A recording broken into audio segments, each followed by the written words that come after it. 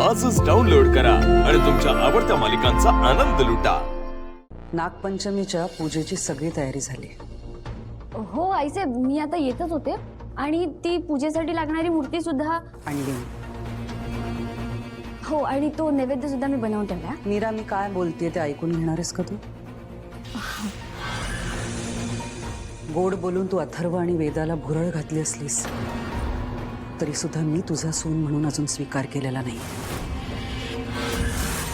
नागपंचमीच्या पूजेनिमित्त मी तुझ्या पावित्र्याची परीक्षा घेणार आहे।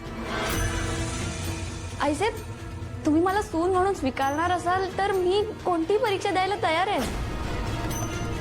मीरा, परीक्षा काय आहे ते तर ऐकून घ्या आधी। उगाच उत्साहात कशालाही हो म्हणायला जाऊ नकोस।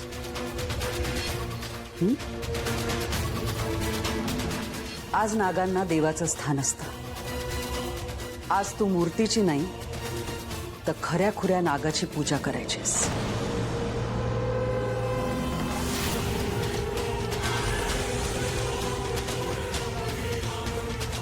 तू तुझ्या ओंजळीतून खऱ्या नागाला नैवेद्य दाखवायचंस।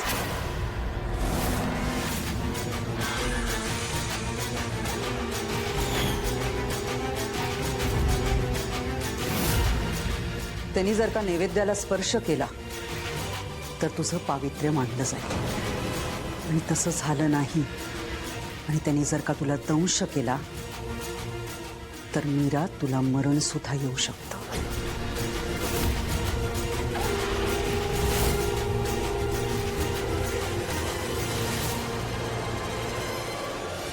ही कसली परीक्षा आहे? हा तर जीवाशी खेळ झाला ना।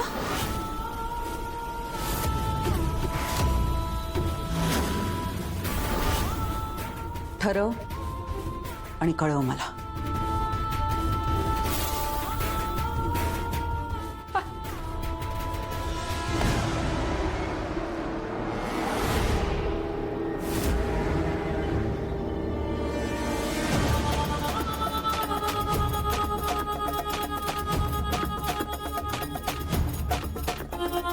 मीरा, मला माहिती ही परीक्षा जीव घेणी आहे, पण माझा नाईलाज आहे। या घरची करती बाई आणि एक सासू म्हणून मला हे करावंच लागणार आहे। निर्णय तुझा आहे। मला विचारशील तर ही परीक्षा देण्यापेक्षा तू तुझ्या गावी निघून जा,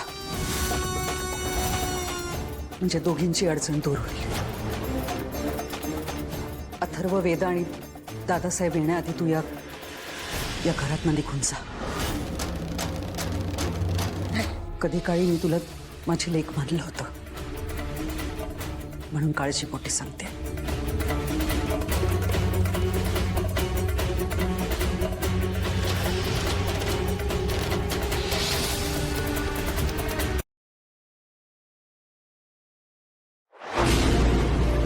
तुला जपणार